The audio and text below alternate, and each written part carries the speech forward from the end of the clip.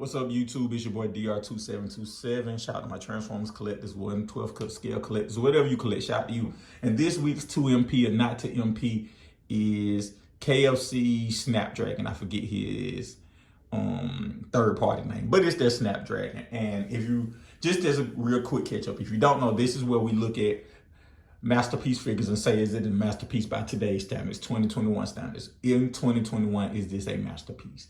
And we always do pro con. We start with the cons or what I don't like about the figure. And this figure has a lot of cons. Let me go and start. First and foremost, not specific to this figure, but specific to all MP figures that aren't make toys. My biggest problem, not my biggest problem, a problem I have is the Headmaster. I think this thing was, I'll put it right here. I think this thing was kind of, what was it, like 150 when it came out? And none of that went into the Headmaster. Like, Make Toys is the only one who hides the head.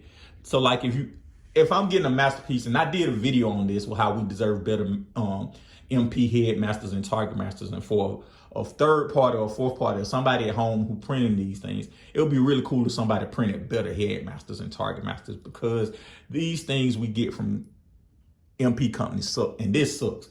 Like, for $150 figure, they should put more than just, this looks just like the one you got in childhood. They should hide the eyes right here. They should hide the back. And this isn't specific to x-transbots. It's a KFC, whichever one. They both the same, I think. It's not specific to them. It's just in general. Third party should definitely take more pride in the Headmaster and Target Master part of it. That's another thing I don't like. It doesn't stay that well. And it goes back to the age-old problem with KFC and x-transbots, build quality. Like, KFC products tend to be built better than x-transbots, but they're still built below the quality of everybody else's. And that's something I don't like. But probably another thing I don't like besides the Headmaster, which is probably the main thing, is this. The figure on the back, the backpack is bigger than the figure, almost, the torso. And that's inexcusable for a masterpiece toy. Like, masterpiece toys, they should have charged more and did better engineering. But x-transbots always has this problem. Toro, it's like they don't know what to do with the back. Like, whoever designs these things, he can nail the front part, but doesn't know what to do with the back. And x-transbots is the main one, only one who has this problem.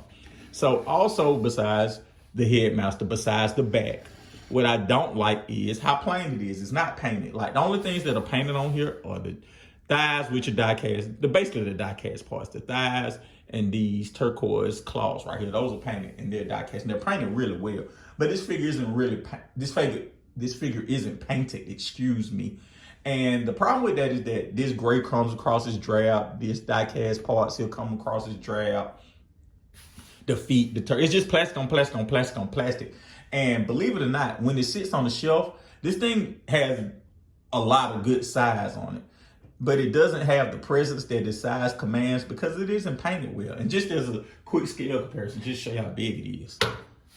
Like, so this thing is really big, and I have them bent over and kind of using the app crunch. So like, for something to be that big, it should definitely have more of a presence, but because it's not painted well, it doesn't. So, I mean, and there's a lot of gray. So like, grays are already a drab color in general. So you need to paint that to kind of make it pop. And they didn't. And it just seems like they were just determined on, and this is the thing with x-transbots, they're determined to give you the figure, give you kind of some of the bare bones of everything, but never give you the whole experience. But just to say they did it, and it kind of frustrates me because this is a figure that, I could take it or leave it. I wanted a representation of it, and this is good enough, but I really would like a better representation of it. And my problem with x-transbots and KFC kind of is what's in this figure, right? They're the company that has Kool-Aid, no sugar, ketchup, no mustard, jelly, no peanut butter. They always come up short, and the problem is that they have the ability to do it correctly.